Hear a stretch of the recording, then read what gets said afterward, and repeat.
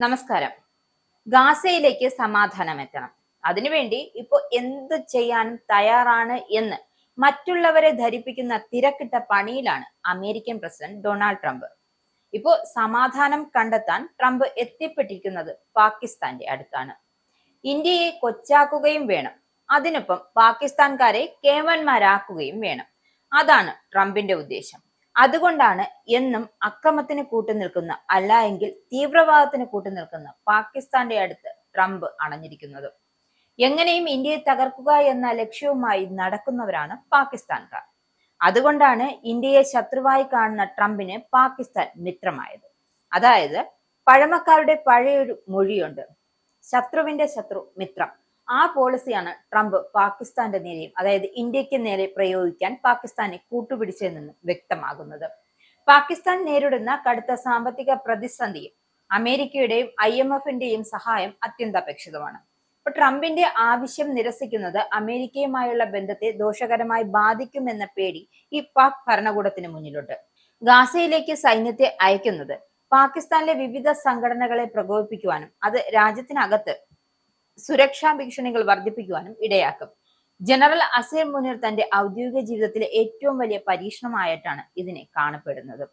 ഗാസയിൽ സമാധാനം പുനഃസ്ഥാപിക്കാനായുള്ള അന്താരാഷ്ട്ര സമാധാന സേനയിലേക്ക് സൈന്യത്തെ വിട്ടു നൽകാൻ പാകിസ്ഥാൻ സന്നദ്ധത പ്രകടിപ്പിച്ചതായും American state secretary Marco Rubio വെളിപ്പെടുത്തിയിട്ടുണ്ട്.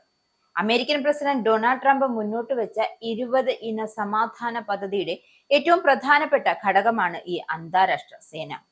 വെള്ളിയാഴ്ച വാഷിംഗ്ടണിൽ മാധ്യമപ്രവർത്തകരോട് സംസാരിക്കവെയാണ് റൂബിയോ ഇക്കാര്യം വ്യക്തമാക്കിയത്. ഈ ദൗത്യത്തിന്റെ ഭാഗമാകാൻ പാകിസ്ഥാൻ കാണിച്ച താല്പര്യത്തിന് നന്ദിയുണ്ട് എന്നായിരുന്നു.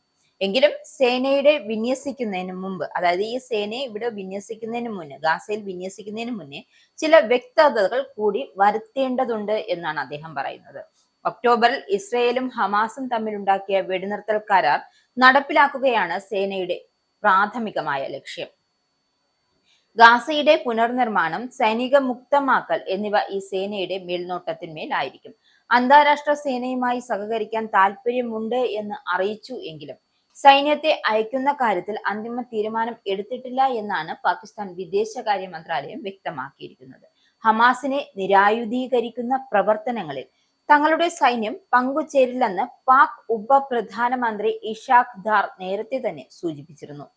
നവംബർ 17-ന് ഐക്യരാഷ്ട്രസഭയുടെ സുരക്ഷാ കൗൺസിലിൽ ഈ സമാധാന സേനയ്ക്ക് അംഗീകാരം നൽകിയിരുന്നു. റഷ്യയും ചൈനയും വോട്ടെടുപ്പിൽ നിന്നും വിട്ടുനിന്നപ്പോൾ പാകിസ്ഥാൻ അനുകൂലമായിട്ടാണ് വോട്ട് ചെയ്തത്. മേഖലയിലെ സുരക്ഷാ സാഹചര്യങ്ങളിൽ പാകിസ്ഥാൻ സൈന്യം ഇടപെടുന്നത് ഇന്ത്യ ഉറ്റുനോക്കുന്നുണ്ട്. ഇസ്രയേലുമായി അടുത്ത പ്രതിരോധ ബന്ധം പുലർത്തുന്ന ഇന്ത്യ ഗാസയിലെ പുതിയ നീക്കങ്ങളെ അതീവ ജാഗ്രതയോടെയാണ് നോക്കിക്കാണുന്നത്. സമാധാന സേനയുടെ ഘടന, ഫണ്ടിംഗ്, സേനയ്ക്ക് പ്രവർത്തിക്കാനുള്ള കൃത്യമായ നിയമങ്ങൾ എന്നിവയിൽ ഇനിയും തീരുമാനമാകാനുണ്ട്. ഹമാസ് ഈ വിദേശ സൈനിക സാന്നിധ്യത്തെ ശക്തമായി എതിർക്കുന്നു എന്നതും ദൗത്യത്തിന് ഒരു വെല്ലുവിളിയാണ്.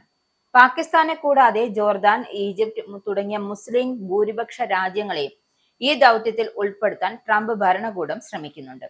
എന്തായാലും ഗാസയിൽ സമാധാനം പുനഃസ്ഥാപിക്കാനുള്ള ട്രംപിന്റെ ഈ ശ്രമങ്ങളും അല്ലെങ്കിൽ കഴുകൻ കണ്ണുകളും ഫലവത്താകുമോ ഇല്ലയോ എന്ന് നമുക്ക് കാത്തിരുന്നു കാണാം.